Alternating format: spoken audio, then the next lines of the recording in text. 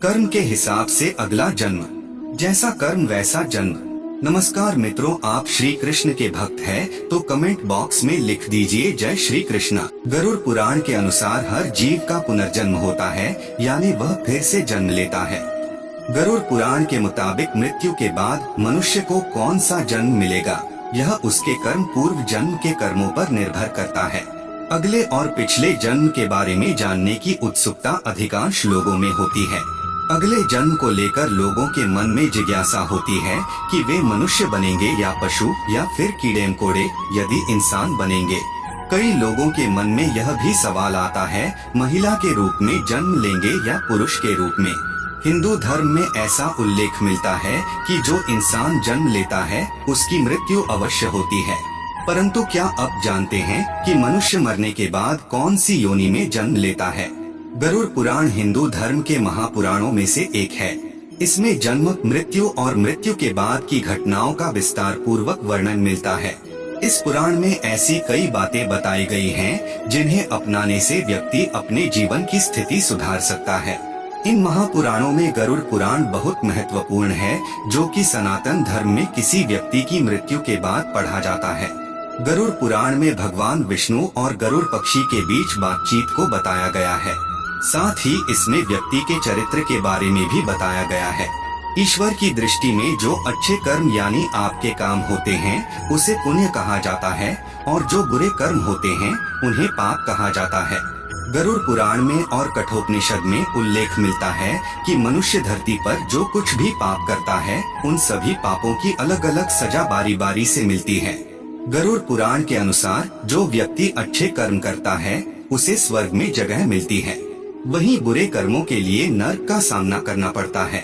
आज हम आपको इसी के बारे में बताने जा रहे हैं। दोस्तों, गधे, कुत्ते, बिल्ली, सांप, बंदर, गिरगिट, बकरा, भेड़िया, गाय, कछुआ, कीड़े मकोड़े, कोई पशु पक्षी, पेड़ पौधे, स्त्री में जन्म इत्यादि में हर पापी मनुष्य का जन्म होता है। नमस्कार मित्रों, स्वागत है सनातन ज्ञान कथा के एक नई प्रस्तुति में। दोस्तों, आप हमारे चैनल पर पहली बार आए हैं तो चैनल को सब्सक्राइब अवश्य कीजिएगा। वीडियो को लाइक करके दोस्तों के पास शेयर जरूर कीजिए। यहाँ सबसे पहले आपको यह जानना जरूरी है, क्या सच में पूर्ण जन्म होता है? मित्रों, इस बात को एक उदाहरण से समझते हैं। कई बार बालक जब जन्म होता है तो उनमें किसी प्रकार का दोष होता है। कई बालक किन्नर पैदा हो जाते हैं या फिर ऐसे पैदा होते हैं जिनको कोई शारीरिक दोष होता है, जैसे कोई जन्म से ही विकलांग पैदा होता है या जन्म से ही देखने में असमर्थ होता है। ऐसा भी होता है कई बच्चे को जन्म से ही मल मूत्र का द्वार नहीं होता है। ऐसा होने के पीछे विज्ञान अपना तर्क अलग ही देता है, पर हम शास्त्र के अनुसार बताएंगे इस जीवन में बच्चे को उसके पिछले जन्म के कर्मों के आधार पर कष्ट भोगना तय होता है, इसलिए शारीरिक असमर्थता पैदा होने के साथ ही आती है। गरुड़ पुराण में लिखा हुआ है कि पांडव भाइयों को अलग अलग घरों में जन्म अपने अपने कर्मों के अनुसार मिला था। गरुड़ पुराण में विस्तार से बताया गया है कि जब तक शिशु माँ की कोख में रहता है तब तक उसे पिछले जन्म का सब कुछ याद रहता है। उसे यह भी स्मरण होता है कि उसने पिछले जन्म में क्या क्या कर्म किए, और दुखी होकर वह जीव ईश्वर से यही प्रार्थना करता है कि इस जीवन में वह सत्कर्म करेगा और भगवान का नाम जपता रहेगा।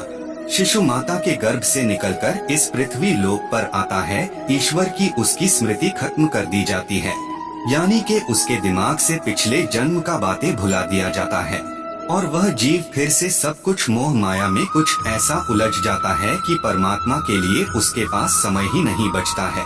आइए अपने टॉपिक पर वापस आते हैं। किस क्रम के अनुसार से मिलता है अगले अलग अलग जन्म? पहले कछुए का जन्म। माता पिता को कष्ट पहुंचाने वाली संतान या भाई बहन को प्रताड़ित करने वाले मनुष्य कछुआ की योनि में जन्म लेती है। कई बार गलत कार्य करने वाले यह सोचते हैं कि कोई उन्हें देख नहीं रहा है, इसीलिए कई बार लोग ऐसे पाप कर देते हैं जिनके गंभीर परिणाम इस जीवन अलावा अगले जीवन में भी भुगतने पड़ते हैं। दोस्तों, कछुए का जीवन काल बहुत लंबा होता है। कछुआ 20 या 30 साल नहीं जीता, बल्कि उसका जीवन काल 200 से 300 वर्षों के बीच का होता है, यानी कि इस अपराध की सजा बेहद लंबी है और बहुत कठिन है। स्त्री का जन्म किसे मिलता है? गरुड़ पुराण के अनुसार जब आत्मा को नया जन्म मिलता है तो जन्म पुरुष का हो या स्त्री का, आत्मा को उस शरीर के अनुरूप व्यवहार में ढलकर अपना कर्म करना होता है। शरीर के जरिए कर्म करके ही एक आत्मा अपने जन्म के उद्देश्य को सार्थक भी बना सकती है और निरर्थक भी। अच्छे कर्म करके आत्मा मुक्ति के मार्ग की ओर अग्रसर हो सकती है और बुरे कर्म करके अपनी स्थिति को भविष्य में बदतर बना सकती है। यदि कोई पुरुष महिलाओं वाला आचरण करता है, स्वभाव में महिलाओं वाली आदतें ले आता है, तो ऐसे पुरुषों को अगले जन्म में स्त्री का रूप मिलता है। बंदर की योनि। इस जन्म में मनुष्य योनि मिलने का अर्थ यह नहीं है कि अगला जन्म भी इसी योनि में मिलेगा, क्योंकि जीवन मरण और अगला जन्म सब कुछ कर्मों के आधार पर ही तय होता है। व्यक्ति जन्म लेता है जो अपने मालिक का विश्वसनीय होकर अपने मालिक का विश्वास तोड़ देता है, जिसका सामान्य जीवन काल 20 वर्ष का होता है। दोस्तों, धर्म ग्रंथों में इसके पीछे का कारण कर्म फल दोष बताया गया है। गरुड़ पुराण में मनुष्य के हर कर्म का लिखा जोखा दिया गया है, जो कि केवल उसके पाप पुण्य का निर्धारण करते हैं, बल्कि मरने के बाद मिलने वाली सजा और अगले जन्म की योनि के बारे में भी बताते हैं। जो व्यक्ति लूटपाट, जानवरों का सताना और शिकार करके अपने परिवार का पालन पोषण करता है, उसे अगले जन्म में किसी कसाई के हाथों मृत्यु प्राप्त होती है, यानी वह जानवर का जन्म लेता है। गरुड़ पुराण के मुताबिक जो व्यक्ति मृत्यु के समय भगवान का नाम लेता है तो भगवान उसकी मुक्ति का मार्ग खोल देते हैं। यही वजह है कि शास्त्रों में मरते समय राम नाम लेना महत्वपूर्ण बताया गया है। अगला है गधे का जन्म कौन भोगता है। अब यहाँ आता है कर्म फल सिद्धांत। दोस्तों, गरुड़ पुराण के अनुसार अपने सच्चे मित्र का अपमान करने वाला गधे की योनि भोगता है। गधे का जीवन काल 25 से 30 वर्षों का होता है। अगर आपका पाप क्षमा के योग्य रहा होगा तो कर्म फल सिद्धांत के अनुसार आप गधे की योनि से जल्दी ही मुक्त होकर एक साधारण मृत्यु को प्राप्त हो जाएंगे। कुत्ते के जन्म किसको मिलता है। गरुड़ पुराण में जीव के द्वारा किए जाने वाले कई तरह के पापों और उन पापों के निमित्त जो भी सजा दी जाती है, उसके बारे में भगवान विष्णु ने विस्तार से बताया है। धर्म का अपमान करने वाले, पूजा पाठ न करने वाले, जो व्यक्ति धर्म, वेद, पुराण जैसे धार्मिक ग्रंथों का अपमान करता है, हमेशा धर्म का विरोध करता है, ईश्वर के प्रति श्रद्धा भाव नहीं रखता। गरुड़ पुराण के अनुसार ऐसे लोगों का अगला जन्म श्रान यानी कुत्ते के रूप में होता है। कीड़े मकोड़े की योनि। दूसरों की निंदा करने वाला, बुरा बर्ताव करने वाला कीड़े मकोड़े के रूप में ही जन्म लेता है। यह एक ऐसी योनि है जिसमें आप कितने भी प्रतिभाशाली हो, आपने कितना भी हुनर क्यों ना हो, आपको सम्मान कभी नहीं मिलता। उदाहरण के लिए एक चींटी को ही ले लीजिए, नीचे गिरती है, फिर चलती है और मंजिल तक पहुँचे है। हम सबको इस धरती पर अलग अलग योनियों में तब तक जन्म लेना पड़ता है जब तक कि हमको मोक्ष की प्राप्ति नहीं हो जाती। जो व्यक्ति अपनों से लिया हुआ धन वापस नहीं करता या उनसे धन अर्जित करता है, मकोड़े की योनि में जन्म लेता है। योनियों का जीवन काल कितना लंबा होगा वह व्यक्ति के कर्म फल पर निर्भर करता है। छछूंदर का जन्म किसे मिलता है। जो व्यक्ति किसी चीज को चोरी करता है वह तोता बनता है। वही सुगंधित पदार्थ की चोरी करने वाला व्यक्ति छछूंदर के रूप में जन्म लेता है। किंतु यदि अपराध चोरी से बड़ा हो तो और भी कष्टदायी योनि प्राप्त होती है। किन लोगों का होता है उल्लू में पुनर्जन्म। अपनी चालाकी के चलते जो लोग दूसरों को मूर्ख बनाकर ठगी करते हैं और उनका लाभ उठा लेते हैं या काम निकलवा लेते हैं, ऐसे लोगों को मृत्यु के बाद नरक में स्थान मिलता है। साथ ही ऐसे लोग अगले जन्म में उल्लू के रूप में जन्म लेते हैं। जो व्यक्ति पराई स्त्री से संबंध बनाता है उसे कौन सा योनि भोगना पड़ता है। जो व्यक्ति पराई स्त्री से संबंध बनाता है उसे नरक में जाना पड़ता है। गरुड़ पुराण के अनुसार ऐसे पुरुष को वहाँ उसे कई कष्ट भोगने पड़ते हैं और इसके बाद उसे अलग अलग योनियों में एक के बाद एक कई जन्म लेने पड़ते हैं। वह सबसे पहले भेड़िया बनता है, फिर एक कुत्ते के रूप में जन्म लेता है, उसके बाद सियार, फिर गिद्ध, फिर शाम, फिर कौवा और अंत में बगुला बनता है। इन सब योनियों के कष्ट उसे फिर से मनुष्य करने की प्राप्ति होती है। ऐसी शादीशुदा महिला जो किसी गैर मर्द के साथ संबंध बनाती है उसे नरक की यातनाएं भोगनी पड़ती है और ऐसी महिला अगले जन्म में छिपकली, सांप या फिर चमगादड़ के रूप में जन्म लेती है। लेकिन जो व्यक्ति किसी स्त्री के साथ जबरदस्ती संबंध बनाता है उसे तो नर्क भोगने और कई योनियों में जन्म लेने के बाद मनुष्य योनि में किन्नर के रूप में जन्म मिलता है। फजूल के गाली गलौज करने वाले को कौन सा योनि मिलता है। दोस्तों, माना जाता है कि कंठ में माँ सरस्वती वास करती हैं। इसलिए जिन लोगों की वाणी में मधुरता नहीं होती और जो दूसरों को बुरा भला कहते हैं या हमेशा गाली गलौज करते हैं, गरुड़ पुराण के अनुसार उनका अगले जन्म बकरे के रूप में होता है। जो मनुष्य स्त्री की हत्या, गर्भपात या गाय की हत्या करता है वह अगले जन्म में मूर्ख और कुबड़ा बनकर जन्म लेता है। गरुड़ पुराण के मुताबिक जो व्यक्ति मृत्यु के समय भगवान का नाम लेता है तो भगवान उस व्यक्ति के लिए मुक्ति का मार्ग खोल देते हैं। यही कारण है कि शास्त्रों में मरते समय राम का नाम लेना महत्वपूर्ण माना गया है।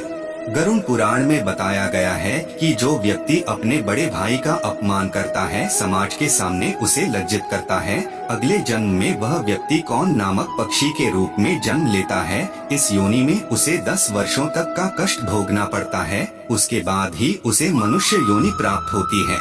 गरुड़ पुराण के अनुसार दूसरों के लिए अच्छा सोचने वाला, धर्म को मानने वाला, धार्मिक गमे विश्वास रखने वाला, पशुओं से प्रेम रखने वाला, माता पिता का आदर सम्मान करने वाला, अपने गुरु के द्वारा बताए गए मार्ग पर चलने वाली जीव आत्मा स्वर्ग में जाती है और अपने लिए मोक्ष के दरवाजे खोल लेती है। मांस खाने वाले, गरुड़ पुराण के अनुसार मांस खाने वाले व्यक्ति को अगले जन्म में अंगों से संबंधित समस्या होती है। मदिरा या शराब पीने वाले के दांत काले होते हैं और जीभ के स्वाद के कारण न खाने वाली चीजों को खा लेने वाला ब्राह्मण जलोदरी, पेट में पानी भर जाने की बीमारी के चलते पेट फूलना बनता है। दूसरों का ध्यान किए बिना मीठा खाने वाले को गले से संबंधित बीमारियां रहती हैं। श्राद्ध के समय में अशुद्ध दान देने वाले लोगों को कुष्ठ रोग होता है। लेकिन दोस्तों, यह सारी बात सुनने के बाद आपके मन में एक प्रश्न अवश्य उठा होगा कि जब हम अपने पाप कर्मों के अनुसार नरक की सजा भोग लेते हैं तो पुनर्जन्म में सजा क्यों मिलती है? क्यों हमें मनुष्य जन्म नहीं मिलता है? इस प्रश्न का उत्तर भगवान विष्णु ने अपनी वाहन पक्षीराज गरुड़ को स्पष्ट बताया, जो कि गरुड़ पुराण में है। आइए जानते हैं। कई बार जीव आत्माओं के कर्म इतने बुरे होते हैं कि जीवात्मा को नरक में भोगनी पड़ती ही है, लेकिन अगले जन्म में भी इन कर्मों का बोझ ढोना पड़ता है। जैसे कि किसी महिला के साथ दुष्कर्म करने वाली पापी आत्मा अगले जन्म में किन्नर के रूप में पैदा होती है, जैसे आपने इस वीडियो में सुने हैं। इसे हमारे धर्म ग्रंथों में कर्म फल का सिद्धांत कहा गया है, यानी कि जैसी करनी वैसी ही भरनी। पाप बड़ा है तो सजा लंबी मिलेगी और अत्यंत दुखदायी भी होगी, और यदि पाप कर्म सामान्य है तो सजा भी कम होगी। दोस्तों, मनुष्य जन्म कितना दुर्लभ है आप जान ही गए होंगे। मनुष्य की योनि में जन्म लेना चाहते हैं या जीवन मृत्यु के इस कर्म चक्र से निकलना चाहते हैं तो इस जन्म में अच्छे कर्म और ईश्वर की भक्ति करें। अभी तो आप मनुष्य योनि में जन्म लिए हैं, इससे पीछे आपका किस योनि में जन्म हुआ था, आइए इस पर विस्तार से जान लेते हैं। जाति स्मरण के प्रयोग के लिए ध्यान को जारी रखते हुए आप जब भी बिस्तर पर सोने जाएं, तब आंखें बंद करके उल्टे क्रम में अपनी दिनचर्या के घटनाक्रम को याद करें। जैसे सोने से पूर्व आप क्या कर रहे थे, फिर उससे पूर्व क्या कर रहे थे, और भी गहराई में जाएं और देखिए उससे पूर्व आप क्या कर रहे थे। तब इस तरह की स्मृतियों को सुबह उठने तक ले जाएं। दिनचर्या का क्रम सतत जारी रखते हुए मेमोरी रिवर्स को बढ़ाते जाएं। ध्यान के साथ इस जाति स्मरण का अभ्यास जारी रखने से कुछ माह बाद जहां मेमोरी पावर बढ़ेगा, वहीं नए नए अनुभवों के साथ पिछले जन्म को जानने का द्वार भी खुलने लगेगा। मित्रों, यह साधना कठिन जरूर है, लेकिन योगाभ्यासी के लिए सरल है। सम्मोहन क्रिया से भी पिछला जन्म जाना जा सकता है। दोस्तों, अलग अलग धर्म के लोग अलग अलग तरीके से पिछले जन्म जानने की कोशिश करते हैं। मित्रों, हमारा आज का प्रस्तुति कैसा लगा कमेंट करके अवश्य बताइएगा।